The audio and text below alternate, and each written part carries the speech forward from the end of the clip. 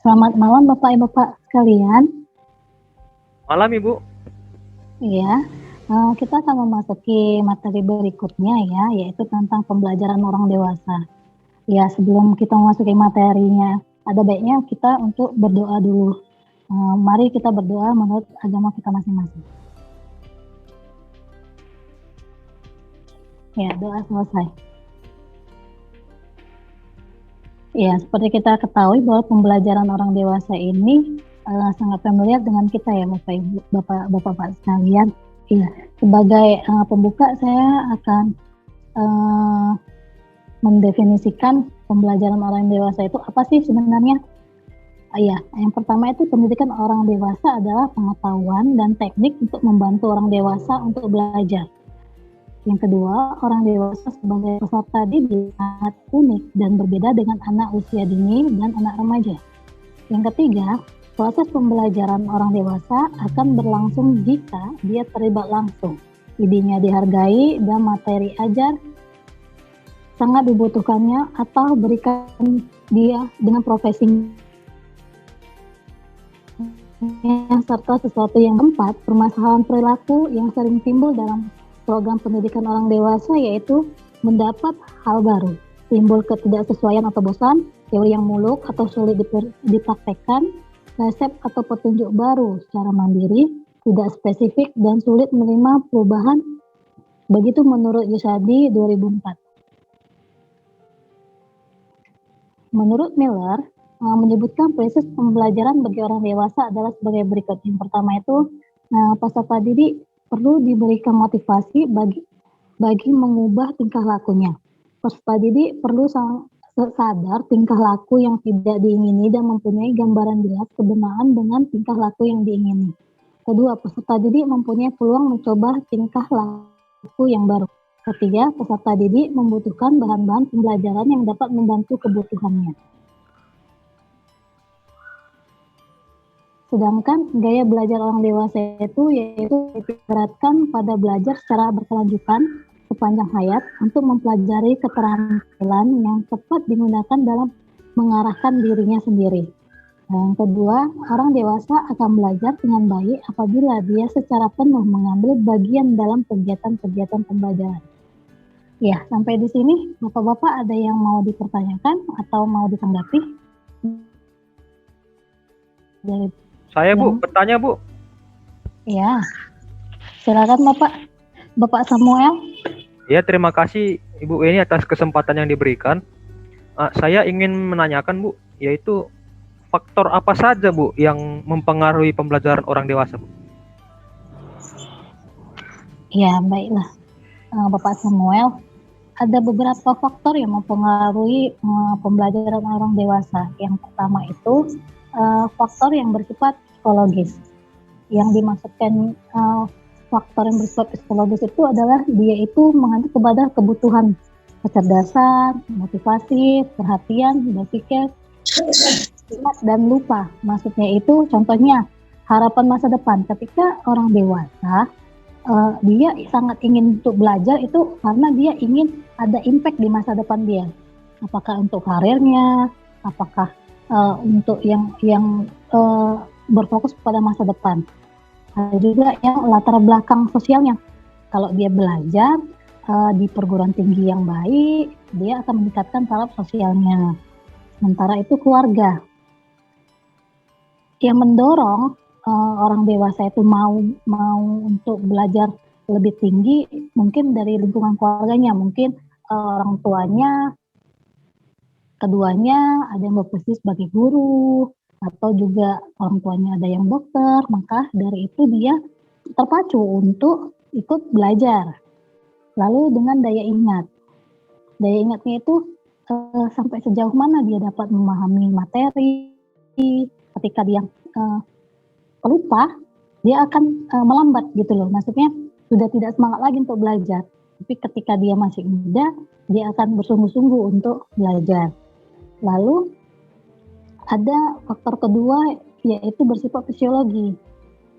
Ini disebabkan banyaknya ketahanan fisik, kekurangnya ketahanan fisik, yaitu pendengaran, penglihatan, mungkin kondisi fisiologisnya Contohnya itu faktor penglihatan. Jadi kalau misalnya orang dewasa malas lagi untuk belajar itu karena daya tangkapnya sudah berkurang, atau juga dia sudah daya penglihatannya untuk membaca, untuk apa dia itu sudah berkurang. Begitu juga dengan pendengarannya. Nah, atau juga bisa jadi karena dia ada penyakit, jadi dia memperlambat keterlambatan untuk proses belajar itu sendiri. Bagaimana Bapak-Bapak? Saya rasa itu faktor-faktornya, yaitu bersifat psikologis dan sosiologis. Ada tanggapan? Berarti usia Bu yang menentukan juga ya Bu ya? Iya, Iya. bisa dibilang seperti itu Bapak. Jadi semangat ataupun enggaknya anak untuk belajar itu tergantung dari usia.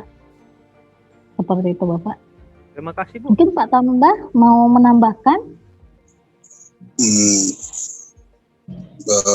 Apa namanya?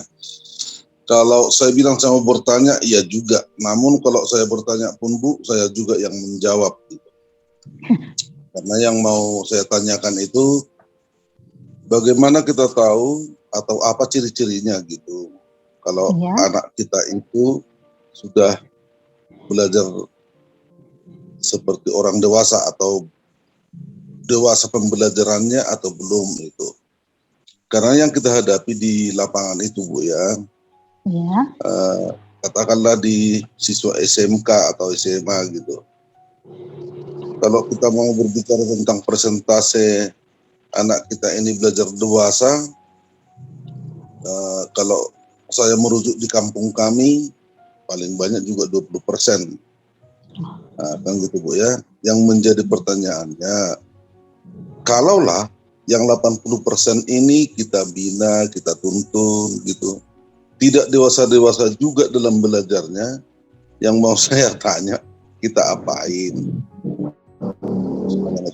Gitu. Apa formula yang harus kita buat kepada anak-anak ini untuk mempermudah pemikiran mereka mendekati gaya belajar dewasa itu. Kira-kira itu. Namun sebelum Ibu jawab, sebenarnya saya ini mau curhat juga bolehlah secara nasional gitu. Ini pendidikan ini juga kebanyakan salah di stakeholdernya ini Bu. Saya mau mengatakan ini, saya ini harus tegas ini. Selagi pendidikan itu masih ditutupi oleh kepentingan politik, maka pendidikan itu tidak akan pernah berhasil seperti yang diharapkan oleh pemuka-pemuka pendidikan itu sendiri. Jadi itu yang membuat sedihnya Bu. Saya ini termasuk generasi yang generasi tanggung lah Bu. Generasi tanggung, generasi uji coba kurikulum semenjak CBSA, itu kurikulum dulu, sampai ke kurikulum KTSP, kurikulum sampai sekarang ini. Kalau menurut saya dari semenjak saya siswa sampai saya guru, kurikulum ini sepertinya tidak mendapat pijakan yang kuat. Atau kurikulum ini seolah-olah menjadi kurikulum yang uji coba aja. Kalaulah seperti itu, kita ini yang guru ini yang menjadi sedih Bu. Sebenarnya negara ini mau kita bawa kemana dari sektor pendidikan gitu. Jadi belajar dewasa ini kalau materi yang bawakan saya mau mengatakan itu sangat bagus. Kalaulah tidak ada kepentingan yang lain di dalamnya. Namun dengan adanya kepentingan yang lain, misalnya Bu ya, dengan adanya Kartu Indonesia Pintar misalnya, KIP itu Bu ya, yang bantuan kepada siswa. Kita harus jujur Bu, dengan adanya ini semua, maka guru pun sepertinya kehilangan tongkat dengan segalanya ini. Karena seperti di kampung kami, paling tidak 60% orang tua menyekolahkan anaknya hanya karena memiliki KIP, Kartu Indonesia Pintar, yang notabene mendapat paling tidak kuota 600.000 per siswa, 1 juta per siswa gitu. Jadi kalau kita panggil misalnya orang tua tentang perkembangan pendidikan anak didik ini, yang seharusnya bekerja sama antara orang tua dengan guru. Kalau tentang pendidikan, nyaris tidak ada orang tua yang datang, Bu. Tapi kalau dibilang untuk mendapat KIP, 120% pasti hadir, Bu. Jadi ini jadi susah, Bu. Oleh karena itu tadi kalau saya mau bertanya, apa ciri-cirinya belajar dewasa, maka saya juga akan menjawab. Kalau dari segi teori memang yang Ibu bilang itu, saya tetap mendukung itu. Ketika itu bisa kita perjuangkan ke depan, saya juga sangat siap untuk mendukung itu. Namun ketika itu di tempat wacana, maka saya ini mungkin nanti matinya juga nggak tutup mata, Bu, terbuka mata saya terus. Terima kasih. Iya, terima kasih Bapak.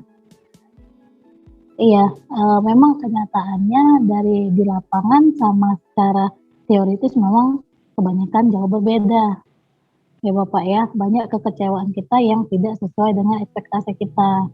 Ketika anak ternyata tidak mempunyai motivasi, tidak punya pandangan untuk harapan yang lebih baik dalam pendidikan, yaitu yang membuat pendidikan kita juga mengendor, apalagi itu didukung oleh orang sekitarnya yang tidak misalnya terlalu mementingkan sekali atau pendidikannya. Saya rasa seperti itu Bapak. Pak ada mau menanggapi, silahkan Pak Samuel. Jadi intinya Bu sebenarnya tugas kita yang paling besar para Bapak dan Ibu ini, bagaimana kita agar dapat memotivasi anak kita ini membuka matanya tentang jendela dunia ini, membuka matanya tentang masa depan. Karena sekarang siswa kita ini lagi penyakitan pesimistis. Iya benar Pak. Pesimis banyak siswa kita ini. Jadi sebenarnya inilah tugas kita yang paling berat. Walaupun banyak rintangan. Yang HAM anak lah, yang itulah, yang inilah. Gak bisa mendidik anak dengan keras dan sebagainya. Padahal itu semua hanyalah uji coba daripada bagian-bagian kerja atau bidang-bidang kerja yang terakhir ini tumbuh subur, Bu. Ada itu HAM, Komnas HAM dan sebagainya. Terakhir ini tumbuh, Bu. Dulu nggak ada, Bu. Jadi kita harus tetap semangat, Bu, untuk memotivasi anak-anak ini. Kalau saya berpendapat gini, Bu. Karena saya adalah orang miskin dan anaknya orang miskin. Kalau orang miskin berpendapat, saya mau berpendapat seperti ini. Satu-satunya untuk dapat merubah diri hanyalah dengan pendidikan. Tidak ada jalan lain. Kalau orang kaya nggak tahu, saya nggak pernah orang kaya. Terima kasih, Bu. Iya, terima kasih Bapak Tambah untuk masukannya. Ya, saya rasa memang hal seperti ini yang memang fundamental, yang memang mendasar, yaitu pendidikan. Mau pendidikan sejak dini kah, mau tentang apa sih namanya itu kalau misalnya tata keramanya aja sudah tidak ada, ataupun yang lainnya itu yang hal-hal pendidikan mendasarnya itu saya sudah kurang, apalagi untuk dia itu berpikiran jauh ke depan ya Pak ya. Iya. Saya rasa seperti itu. Iya, terima kasih Bapak. Ada lagi yang mau disampaikan? Kalau ada yang bisa bertanya, sama-sama Bapak. Pak Samuel ada yang mau ditanya? Atau ada yang mau menanggapi? Artinya sudah jelas yang disampaikan oleh Pak Tambah, Bu? Iya, kalau memang sudah jelas, berarti saya akan sedikit memberikan mungkin refleksi ya Pak ya. Mungkin memang belajar merupakan salah satu kebutuhan hidup kita yang paling vital gitu kan Pak. Belajar pada hakikatnya adalah kegiatan yang dilakukan secara sadar oleh seseorang yang menghasilkan perubahan. Perubahannya itu yaitu dari tingkah laku ataupun dari yang lain, itu dimulai dari diri dia sendiri. Seperti itu Bapak. Jika tidak ada lagi yang ditanyakan, bisa kita tutup. Semoga pembelajaran kita ini dapat bermanfaat bagi dunia pendidikan. Sebelum itu lebih baik ada baiknya kalau kita berdoa dulu. Ya, kita berdoa menurut kepercayaan kita masing-masing. Sudah mulai. Ya, sudah selesai. Terima kasih Bapak. Terima kasih Bu. Selamat malam Bu. Selamat malam.